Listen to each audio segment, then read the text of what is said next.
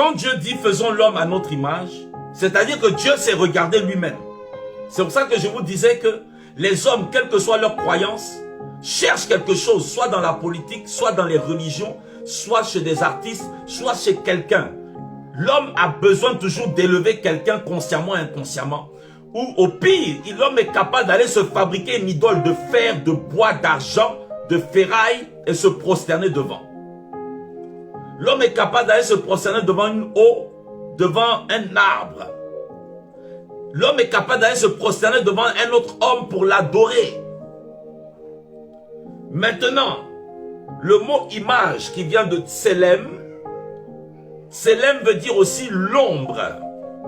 Écoutez maintenant, on rentre dans certaines révélations de la parole. Tselem vient d'une racine qui veut dire ombrage, donc l'ombre. Or, une ombre, c'est quoi? C'est une zone sombre créée par un corps opaque, c'est-à-dire qui ne laisse pas passer la lumière, qui intercepte la lumière. Nous, on a une ombre parce que la lumière du soleil, notre corps est opaque, c'est-à-dire il ne laisse pas passer la lumière. Donc, il y a une réflexion de notre corps, de la lumière du corps, il y a une interception de la lumière sur notre corps et ça donne une ombre. Alors, vous devez comprendre que quand Dieu dit faisons l'homme à notre image, il veut dire l'homme sera mon ombre sur la terre. Alléluia. Quand Dieu dit faisons l'homme à notre image, le mot image, Tselem, a une racine dans le mot ombrage, ombre. Or, l'ombre vient d'un corps qui bloque la lumière et qui intercepte les rayons lumineux et ça fait une ombre. Donc ça veut dire quoi? Que l'homme a la capacité d'intercepter la lumière de Dieu. L'homme a la capacité, en tant qu'image divine, d'intercepter la parole de Dieu. L'homme a la capacité, en tant qu'image, en tant qu'ombre de l'Éternel, d'intercepter les rayons de révélation de Dieu. C'est pour ça que l'homme peut normalement entendre Dieu dans son esprit. C'est pour ça que l'homme peut normalement recevoir des songes et des visions de Dieu dans son esprit. C'est pour ça que l'homme peut normalement recevoir des interprétations de parler en langue, de songes et de visions dans son esprit. C'est pour ça que l'homme peut normalement recevoir la manifestation de la puissance de Dieu dans son esprit pour la manifester sur la terre.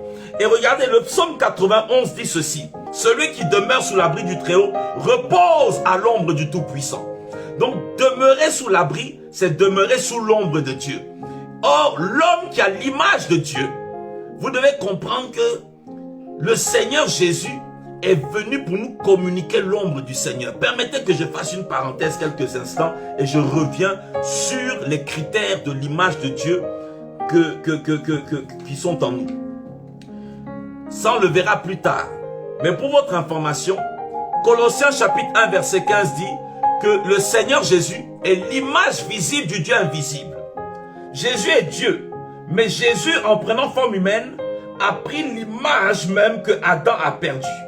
Il est venu refléter ce qu'un homme doit être en tant qu'image de Dieu. Et pourquoi je vais parler plus tard? Parce que même au niveau de Jésus-Christ, il y a un grand mystère. Parce que Jésus-Christ est l'image de Dieu incréée en tant que dans le monde invisible. Et il est aussi l'image de Dieu créée dans son corps. Parce que en réalité, si vous avez l'eau, je vais vous mettre un peu l'eau à la bouche, parce que le Christ là, c'est pas n'importe quoi. Hein. Jésus de Nazareth là, ce n'est pas notre collègue. Jésus de Nazareth, ce n'est pas notre camarade. Parce que Jésus de Nazareth, je vais vous enseigner dimanche prochain que avant même qu'il soit l'image visible du Dieu invisible dans l'incarnation terrestre, il était déjà l'image visible du Dieu invisible, pas dans une incarnation, mais dans une représentation incréée. Dans une représentation incréée et céleste et divine. Mais il vient sur terre en tant qu'aussi que image parfaite de Dieu, au sens de ce que les hommes auraient dû être en tant qu'une image de Dieu. Et la Bible dit que Jésus-Christ en nous est l'espérance de la gloire. Quand nous acceptons le Seigneur Jésus, l'Esprit de Christ, l'Esprit de Jésus vient en nous. Donc, l'Esprit de Jésus est appelé aussi l'image de Dieu. Et cette image de Dieu-là, la Bible dit dans 2 Corinthiens chapitre 4 verset 4 que Satan a aveuglé l'intelligence des hommes du monde Or, dans d'autres enseignements, je vous ai dit que l'intelligence se trouve dans l'esprit. L'intelligence ne se trouve pas dans l'âme ni dans le corps, mais selon Dieu, elle se trouve dans l'esprit. Donc, dans votre esprit là, donc quand on dit que Satan a aveuglé l'intelligence des hommes du monde, c'est-à-dire qu'il a aveuglé l'esprit des hommes, afin qu'ils ne voient pas briller la splendeur de la gloire de l'évangile de Jésus-Christ, qui est l'image de Dieu. Vous voyez là-bas encore, on redit encore, comme dans Colossiens 15, 2 Corinthiens 4, verset 4 dit que Christ est l'image de Dieu. Donc, Satan fait tout pour que les gens ne tournent pas leur regard vers Jésus, parce que c'est Jésus, vraiment, même en tant qu'être humain parfait, qui nous montre c'est quoi l'image de Dieu, comment marcher dans l'image de Dieu. Maintenant, quand l'Esprit de Christ entre en vous, c'est l'image de Dieu qui rentre en vous. Donc, Christ en nous n'est pas seulement l'espérance de la gloire. Christ en nous est l'image de Dieu. Christ en nous, l'image de Dieu. Christ en nous, la restauration de l'image de Dieu. Christ en nous, le renouvellement de l'image de Dieu. Christ en nous, les retrouvailles des capacités de l'image de Dieu. Christ en nous, le retour à la source de l'image de Dieu. Christ en nous, le modèle et la ressemblance parfaite de l'image de Dieu. Maintenant, c'est pour cela que vous ne pouvez pas retrouver l'image de Dieu si vous n'avez pas le Seigneur Jésus. Et c'est pour ça que je vous invite à venir à Jésus-Christ. Parce que Mahomet n'a jamais été considéré comme l'image de Dieu. Siddhartha, qui est appelé Bouddha, n'a jamais été considéré comme l'image de Dieu. Et aucun fondateur de religion ou de secte ou aucun homme politique n'a été considéré comme l'image de Dieu. Donc, le seul moyen de revenir à l'image de Dieu, c'est-à-dire que Jésus est le chemin, la vérité et la vie. Mais Jésus est le chemin pour acquérir l'image de Dieu. Jésus est la vérité pour acquérir l'image de Dieu. Jésus est la vie que nous devons vivre pour acquérir l'image de Dieu. Jésus est celui que nous devons accepter pour retrouver l'image de Dieu. Donc vous voyez que accepter Jésus-Christ comme Seigneur et Sauveur, c'est accepter l'image de Dieu. C'est pour ça que la vie chrétienne est un chemin. La vie chrétienne est une échelle qu'il faut grimper. Et l'image de Dieu, elle ne se reconstitue pas en un jour. L'image de Dieu, elle se reconstitue par étapes de progression. L'image de Dieu, elle se reconstitue par restauration au niveau de votre âme. Parce que l'âme là s'oppose, parce que dans votre âme là, Dieu ne peut pas transformer votre âme. Vous savez pourquoi? Parce que si Dieu transforme littéralement votre âme pendant votre séjour sur la terre, vous n'allez plus reconnaître, parce que c'est dans l'âme qu'il y a la mémoire. Si Dieu transforme votre âme là, vous allez perdre la mémoire. Il y a des choses dont vous n'allez pas vous rappeler. Donc Dieu est obligé de laisser l'âme comme ça dans un process de restauration. Maintenant, je vous disais que le mot image, tselem en hébreu, vient d'une racine qui veut dire ombre. Or, nous avons lu que heureux ceux qui demeurent sous l'abri du Très-Haut, car ils reposent à l'ombre du Tout-Puissant. Donc l'image de Dieu, donc Dieu qui a créé l'homme, Dieu qui m'a créé, écoute-moi bien, Dieu qui t'a créé pour être son image, Dieu t'a créé pour être son ombre. C'est-à-dire, Dieu qu'on ne voit pas, Dieu t'a créé pour que tu sois une ombre. L'ombre n'est pas parfaite, l'ombre est imparfaite, parce que même dans la perfection, tu es imparfaite. Je ne sais pas si vous me comprenez. Même en étant sans péché, au temps de Adam et Ève, tu n'es pas le Dieu tout-puissant. Parce qu'il y a ce qu'on appelle des attributs communicables que Dieu a donnés à l'homme, et il y a des attributs incommunicables que Dieu a gardés pour lui-même, des attributs intrinsèques qui font que Dieu est Dieu en lui-même. Ça veut dire quoi? Il y a des choses que Dieu a partagées avec nous qui sont de lui-même. Dieu nous a donné quoi? Dieu a gardé quoi d'abord, qui n'a pas partagé avec l'homme? Parce que même si la Bible dit, ne savez-vous pas que vous êtes des dieux, avec petit d, c'est-à-dire de race divine, parce qu'un chien fait un chiot, un lion fait un lionceau, un aigle fait un aiglon, un éléphant fait un éléphanteau, donc un dieu fera un dieu. Mais simplement, nous ne pourrons jamais atteindre la dimension de Elohim, le Dieu suprême. Pourquoi? Parce qu'il y a des choses qu'il a gardées pour lui-même, qui font en sorte que tu montes ou que tu descendes, il reste unique à jamais pour l'éternité. Par exemple, Dieu ne nous a pas donné la souveraineté absolue. Dieu se l'est gardé. Dieu ne nous a pas donné la domination absolue. Dieu se l'est gardé. Dieu ne nous a pas donné l'omnipotence. Il se l'est gardé. Dieu ne nous a pas donné la capacité de l'omniscience. Il se l'est gardé à lui. Dieu ne nous a pas donné la capacité de l'omniprésence. Il se l'est gardé à lui. Dieu ne nous a pas donné la capacité de l'immanence. Il se l'est gardé à lui. Dieu ne nous a pas donné la capacité de pénétrer toute chose. Ça, Dieu s'est gardé ces choses-là pour lui. Il y a des attributs, la toute puissance, la toute sagesse. Dieu ne nous a pas donné l'attribut de l'infini. Ça, Dieu se l'est gardé pour lui. Mais maintenant, qu'est-ce que Dieu a partagé qui font qu'on retrouve son image en nous? Dieu a partagé la parole. Parce que regardez, sur la terre, on est les seuls qui parlent. Même si un perroquet parle, il dit rien de bon. Dieu nous a donné, Dieu nous a donné des émotions. Dieu nous a donné une conscience morale. Dieu nous a communiqué l'intelligence. Dieu nous a communiqué la sagesse. Dieu nous a communiqué des émotions. Que ce soit l'amour, la bonté, la paix, la joie. Parce que c'est de Dieu est paix, amour et joie par le Saint-Esprit. C'est ce que la Bible dit et ça manifeste son règne. Donc il y a des choses que Dieu nous a communiquées. Et c'est les choses que Dieu nous a communiquées qui reflètent son image. C'est pour ça que, bien que nous sommes son image, nous sommes une image dans son ombre. Parce que il est le Dieu unique. Il y a des choses qu'on n'a pas. Maintenant, écoutez. Quand la Bible dit, heureux celui qui repose à l'ombre du Tout-Puissant, parce que tu es son ombre, ça veut dire que Dieu a créé l'homme pour être son ombre. Or, l'ombre est une protection selon Psaume 91. Donc, Dieu a créé l'homme pour être un protecteur. Alléluia. Ça veut dire que quand je prends conscience, j'ai Christ en moi. La Bible dit, celui qui est en moi, Christ en moi, est plus grand que tout ce qu'il y a dans ce monde. Donc, Christ en moi fait de moi une ombre de Dieu. Donc, Christ en moi fait de moi un protecteur, une puissance. Donc, chacun d'entre nous, en Jésus de Nazareth, nous recevons la capacité de redevenir des protecteurs. Protecteurs de ta famille, protecteurs de tes enfants, protecteur de l'église que tu dois conduire, protecteur de ton business, protecteur de tes affaires. Le diable n'a pas le droit de venir voler ce qui est sous l'ombre de l'Éternel. Oui, parce que tu es l'image de Dieu et cette image veut dire aussi ombre. Or, tout ce qui est sous l'ombre de l'Éternel, on ne peut pas toucher ça comme ça. On ne peut pas violer ça comme avant.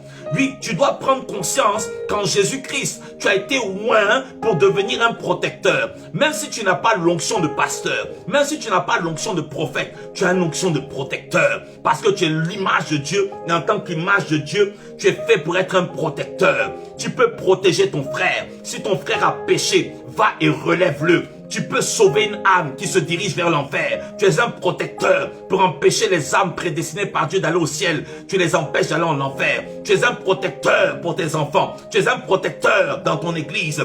Quand tu vois un frère qui ne vient pas, ne compte pas sur le pasteur, mais compte sur la grâce de Dieu en toi. Parce que tu es l'image de Dieu. Tu es le gardien de ton frère. Tu es un protecteur. Tu es un protecteur, oui, dans tes finances. Si tu vois un frère qui a un manque financier, va. Prie pour lui. Tu es un protecteur dans la prière. Priez pour vos pasteurs. Priez pour vos prophètes. Autant vous les voyez comme des protecteurs, mais autant vous aussi, vous pouvez les protéger par vos prières.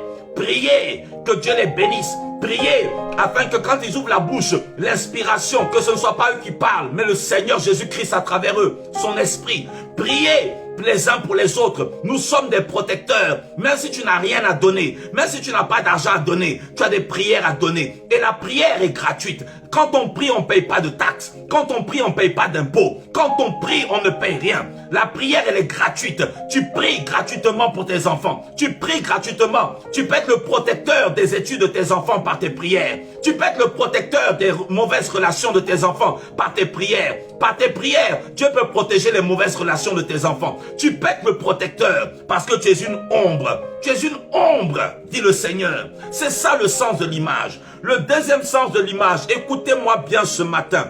Quand j'étais là, j'étais excité. Quand je méditais la parole, j'étais excité. Ce message, je l'ai déjà prêché.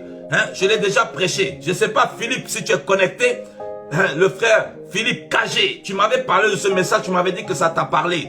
Mais ce matin, Dieu a changé, ce n'est pas le même message. Parce qu'avec Dieu, l'inspiration est renouvelée. Le même thème, mais toujours changeant. Le même thème, mais sous une autre facette. Le même thème, toujours différent. Parce que Dieu est infini. Quand vous pensez savoir, Dieu va vous montrer que vous ne savez pas. Je pensais que je maîtrisais ce thème. Dieu m'a montré, mon fils, tu vas voir que tu ne connais rien. C'est moi le connaisseur, c'est moi le professeur. La deuxième signification spirituelle du mot image, qui est tselem en hébreu, c'est la parabole. Vous êtes une ombre, mais vous êtes une parabole. Ah, Jesus, je suis une parabole. Tu es une parabole. C'est quoi une parabole? C'est l'homme, faisons l'homme à notre image. Faisons l'homme comme une parabole. Une parabole, c'est quoi? Quand vous lisez la Bible est remplie de paraboles, chers frères et sœurs. Une parabole, c'est un récit allégorique. Une parabole, c'est une figure de style qui vous permet de mieux comprendre une doctrine, une idée ou un concept. Par exemple, quand Jésus dit « Le royaume des cieux est semblable à un homme qui a jeté un filet dans la mer et il y a toutes sortes de poissons qui sont rentrés dedans. Et après, on enlève les poissons et on les met par espèces et les mauvais poissons, on les jette. » Simplement pour dire que le royaume des cieux, c'est tous ceux qui vont rentrer. C'est-à-dire, c'est la grande moisson. Et dans cette grande moisson, ce n'est pas tout le monde qui est converti. Mais Jésus passe par là, par une parabole. Le mot parabole veut dire littéralement mettre une chose à côté d'une autre. Dans le grec, ça veut dire mettre une chose à côté d'une autre. Donc, quand Dieu dit faisons l'homme à notre image, il veut dire faisons l'homme pour qu'il soit à côté de nous. My God! Faisons l'homme pour qu'il soit à côté de nous. Quand tu entends que tu es l'image de Dieu, Dieu ne t'a pas créé pour être loin de lui. Dieu t'a créé pour être à côté de lui. C'est ça l'image. Et l'image veut dire la parabole de Dieu. Et donc, c'est pour ça que malgré le péché, Dieu s'est battu. Dieu s'est démené. Dieu a persévéré dans son grand amour. Il a dit, je ne vais pas te laisser mon enfant. Je vais descendre. Je vais batailler. Je vais m'humilier. Je vais me rabaisser afin de t'élever. Je vais connaître la honte afin que tu connaisses la gloire. Je vais aller jusqu'à la croix, à l'humiliation de la croix et dans le séjour des morts. Je vais souffrir comme une femme enceinte souffre les douleurs de l'enfantement afin de t'enfanter à nouveau. Je vais te chercher comme des parents à qui on a volé leur enfant à l'hôpital. Je vais te chercher dans le monde entier. Si tu vas à gauche, je vais te chercher à gauche. Si tu vas à droite, je vais te chercher à droite. Tant que tu respires, moi l'éternel Dieu, je vais te chercher. C'est pour ça que ne vous découragez pas. Ne vous découragez pas. Peu importe votre niveau d'études, peu importe votre niveau intellectuel, peu importe votre niveau professionnel, social, Dieu vous a créé pour être à côté de lui. Il n'y a pas un chrétien créé pour être loin et un chrétien créé pour être à côté. Nous sommes tous créés pour être auprès de Dieu. Donc nous sommes la parabole de Dieu. J'ai été créé pour être juxtaposé. J'ai été créé pour être positionné en face du Seigneur. Un jour vient où nous le verrons face à face. J'ai été créé pour être à côté de lui dans la prière. J'ai été créé pour être à côté de lui dans la sainteté. J'ai été créé pour être à côté de lui. Alléluia. Une parabole, c'est l'illustration. Une parabole, c'est une histoire terrestre avec un sens céleste. Donc écoutez-moi bien. Moi Steve Lopez, je suis une histoire terrestre avec un sens céleste. Parce que dans le ciel, il y a des histoires. Mais Jésus voulait créer un roman. Jésus voulait créer un poème. Et je suis la poésie de Dieu. Tu es la poésie de Dieu. Je suis l'histoire de Dieu. Je suis un scénario terrestre avec un sens céleste. Ça veut dire quoi? Mon histoire est racontée sur la terre, mais le scénario vient d'en haut. Mon histoire est racontée sur la terre, mais la production vient d'en haut. Mon histoire est racontée sur la terre, mais le financement du film de ma vie, il vient d'en haut. Mon histoire est racontée sur la terre, mais celui qui voit les ennemis, il regarde d'en haut. Donc même si l'ennemi vient par derrière, Dieu le verra. Même s'il vient par la gauche, Dieu le verra. Même s'il vient par la droite, Dieu le verra. Parce que celui qui a produit le film de ma vie, celui qui a produit l'histoire de ma vie, il est en haut. Donc, je suis une histoire, je suis un film, je suis un témoignage ambulant. Ma vie, quand la Bible dit, il bénira ton départ et ton arrivée, c'est-à-dire partout où tu iras, quand tu sors le matin, tu es un acteur de film d'action. Tu es une poésie, une prose de l'éternel.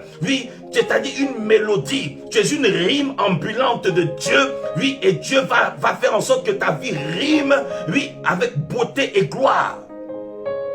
Et une parabole, c'est-à-dire quand on voit ton histoire, on se fait une idée de qui est Dieu. Quand on voit ta façon de vivre, on se fait une idée de qui est l'Éternel. Écoutez, tu es une antenne parabolique de l'Éternel. Vous voyez les gens qui mettent des antennes paraboliques pour capter des chaînes, même qui viennent d'autres pays, parce que parfois, il n'y a pas les contrats télé avec les chaînes locales. Alors, tu es une antenne parabolique. Dieu t'a créé comme son image. Et en tant qu'image de Dieu, tu as la capacité de capter ce qui vient d'en haut. Tu as la capacité de capter les ondes célestes. Mais il faut croire. Et il faut croire que tu es ce que Dieu dit que tu es. Il faut croire que tu peux faire ce que Dieu dit que tu peux faire. Il faut croire que tu possèdes ce que Dieu dit que tu possèdes. Oui, tu es l'image de Dieu. Tu es la parabole du Seigneur. Une troisième chose que je vais vous dire ce matin. Une troisième chose que je vais vous dire ce matin sur le sens du mot image. Le mot image veut dire jumeau. Que quelqu'un dise avec moi, je suis le jumeau de Dieu. Quelqu'un me dit, mais comment ça, je suis le jumeau de Dieu? Dans le sens hébraïque, la notion de tselem fait référence aussi au jumelage, au fait d'être un jumeau. Or, c'est quoi un jumeau? Un jumeau, c'est une réplique parfaite sur le plan physique. Il est vrai qu'il y a des faux jumeaux, mais il y a les vrais jumeaux. Il y a des gens qui sont tellement jumeaux que pour les distinguer, il faut même attendre parfois qu'un prenne du poids et puis peut-être l'autre reste mince. Mais sinon, les vrais jumeaux, mais même quand on est des vrais jumeaux, nous ne sommes pas quand même, nous ne sommes pas des sosies. Même des vrais jumeaux ont une histoire particulière. Alléluia. Ils peuvent avoir les mêmes empreintes, ils peuvent avoir le même ADN, mais pas la même histoire. Ton histoire ne ressemblera à aucune histoire. Ton histoire sera différente de l'histoire de Joseph. Elle sera différente de l'histoire de Moïse. La Bible dit que c'était des hommes de la même nature que toi. Malgré tous leurs exploits, ils ont connu des temps de faiblesse. Ils ont connu des échecs. Ils ont connu des fuites. Le grand prophète ardent Élie a fui devant Jézabel. Si un jour tu as fui devant un échec, si un jour tu as fui devant une adversité, Dieu peut te restaurer pour revenir. Oui, je suis le jumeau de Dieu sur la terre. Quand on regarde des jumeaux, on ne sait même plus qui est qui. C'est-à-dire, le mot image veut dire jumelage. Quand on te voit, tu dois être le jumeau de Dieu sur la terre. Quand on te voit, on te dit, ah, le jumeau de... Qui a écrit ça? J'aime ça. Le jumeau de Yehoshua. Le jumeau de Jesus.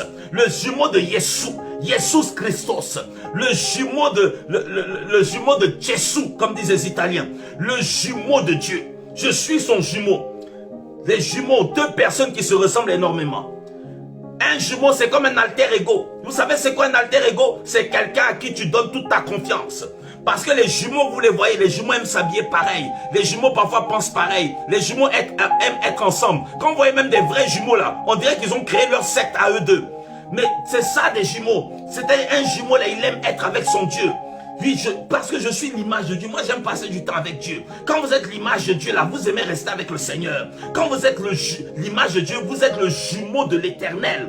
Et le jumeau, vous voyez les jumeaux, ce sont des associés.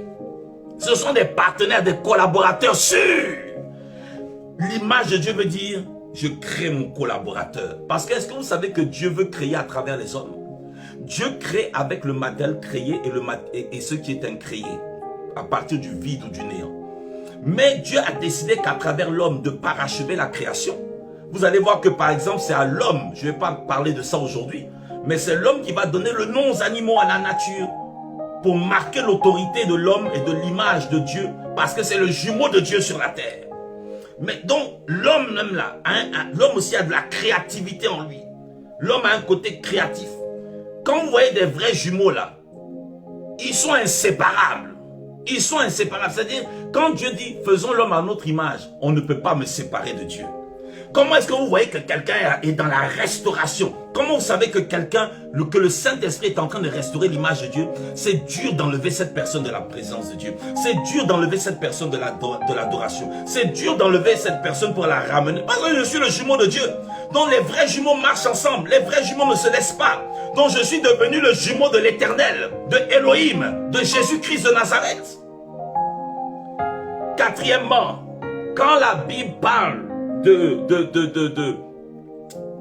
l'image de Dieu, un autre mot qui ressort, c'est le reflet. Le reflet. Parce que quand quelqu'un est votre image, c'est comme si vous vous regardez dans un miroir. Dieu a créé l'homme comme un miroir qu'il peut regarder. Dieu a créé l'homme, regardez parfois là, hein? C'est quoi un reflet? C'est l'image qui est réfléchie, souvent par un miroir parfois, comme je viens de le dire. Mais quand vous vous regardez dans un miroir, parfois c'est pour vous arranger. Mais Dieu n'a pas besoin de regarder l'homme pour s'arranger, parce que Dieu lui-même est parfait en lui-même. Mais parfois vous vous regardez dans un miroir, vous avez fini de vous arranger, vous avez fini de bien vous coiffer, de bien vous maquiller, de bien vous habiller, de bien vous parfumer. Qu'est-ce que vous faites? Vous allez devant le miroir, puis tu te regardes, tu dis, je suis pas mal quand même, hein? Je suis pas mal. Est-ce que vous savez que quand Dieu vous regarde, il se voit? Il dit, non, tu es bien, tu es belle, tu es merveilleux, tu es jolie. C'est pour cela que, mes amis, est-ce que vous savez que Dieu a créé l'homme parce que Dieu voulait comme un miroir pour s'admirer? Le reflet, Dieu nous admire. Dieu nous regarde. Autant il s'appelle l'admirable, autant nous à la base, nous sommes admirables. Nous ne sommes pas exécrables. Nous ne sommes pas rabaissables. Nous ne sommes pas faits pour être humiliés à la base. Mais c'est à cause du péché. Mais le temps vient où un jour, tu vas voir comment tu as vraiment été aimé par le Seigneur. Quand on parle d'un reflet, oui, que quelqu'un dit, je suis le reflet de la gloire de Dieu. Je suis le reflet de la gloire de Elohim. Je suis l'image, le reflet de Dieu. Alléluia. Alléluia. Vous savez, il y a ce qu'on appelle dans les reflets, ou dans le reflet, il y a ce qu'on appelle le chatoiement. J'aime cette expression. Vous savez, le chatoiement de Dieu. Je suis le chatoiement de Dieu.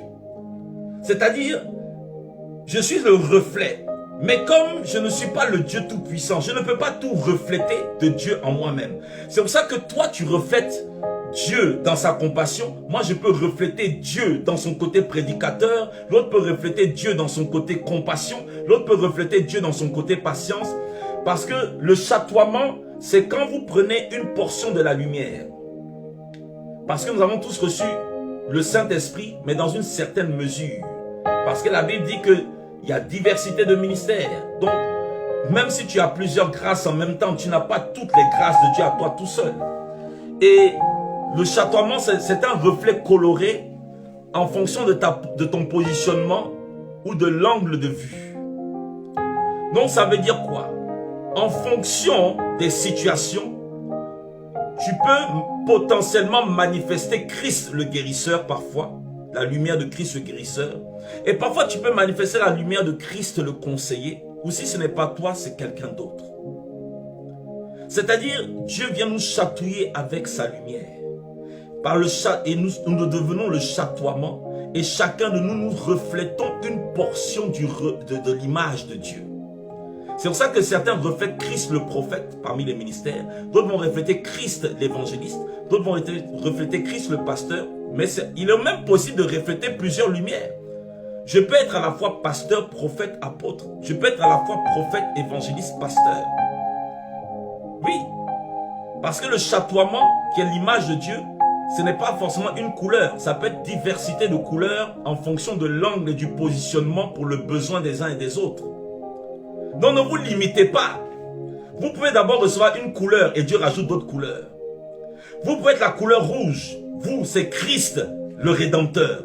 Vous pouvez être la couleur orange. Vous, c'est Christ, la flamme de feu qui brûle le péché et les démons. Vous pouvez être, je ne sais pas. Mais est-ce que vous savez que vous pouvez être un arc-en-ciel? Vous êtes Christ dans une polyvalence.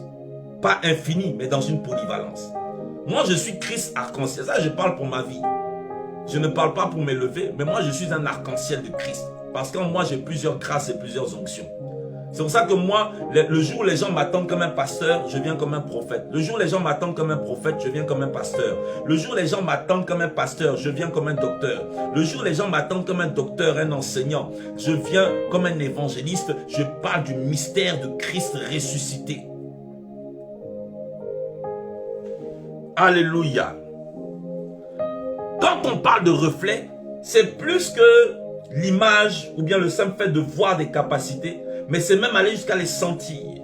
Vous savez, vous avez le reflet sur un miroir, mais n'avez-vous jamais remarqué que quand vous êtes devant une vitre, quand vous êtes devant n'importe quelle vitre, il y a un reflet, mais ce n'est pas comme un miroir.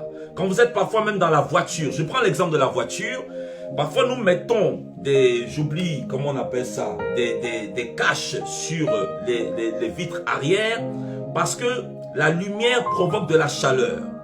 Donc quand on parle d'un reflet, le reflet n'apporte pas seulement l'image, mais le reflet peut apporter le son, le reflet peut apporter de la chaleur. C'est ce qu'on appelle la réverbération. Donc quand la Bible dit je suis l'image de Dieu, je suis une réverbération de Dieu. C'est-à-dire les gens ne vont pas se contenter de voir Dieu par mes paroles. Je ne dois pas seulement prêcher, mais je dois prêcher ce que je vis. Je dois prêcher ce que j'expérimente. Et je dois expérimenter et vivre ce que j'ai prêché. C'est ce que l'apôtre Paul a dit à Timothée. Il faut pratiquer ce que tu prêches afin que de cette manière que tu sauveras ceux qui t'écoutent et que tu te sauveras toi-même. Quand vous prêchez ce que vous... Parce qu'aujourd'hui dans le corps de Christ, il y a trop de théoriciens. Il y a trop de théoriciens. Je le dis et je ne cesserai de le dire. Vous pouvez parler de tous les sujets. Vous pouvez partager sur tous les sujets. Mais ne commencez pas à vous professionnaliser sur certaines thématiques que vous n'avez pas expérimentées. Parce que certains sujets de la Bible sont des sujets très pratiques. Que ce soit sur la personne de l'Esprit de Dieu, sur les dons spirituels, sur le mariage, sur le leadership, sur certaines choses. Prêcher certaines choses. Parce qu'il y a des choses que nous expérimentons tous, mais il y a des choses qui sont spécifiques à certaines personnes. Laissez ces personnes parler de ça. Vous avez des personnes qui vont vous parler du jeûne, le jeûne. Eux-mêmes là, ils ont du mal à jeûner. Laissez les gens qui savent faire les 3 jours de jeûne tranquilles, les 7 jours de jeûne, les 10 jours de jeûne, les 25 jours de jeûne, nous parler du jeûne. Nous conseillons sur le jeûne. Je ne dis pas que je ne jeûne pas. Mais je vous dis, il y a des enseignements pour avoir l'autorité là. Il faut le pratiquer. Donc, le reflet, c'est la réverbération. C'est-à-dire, on n'entend pas seulement le son. On sent l'odeur de ce que tu vis. On ressent que toi, tu es dans la chose. On ressent que non.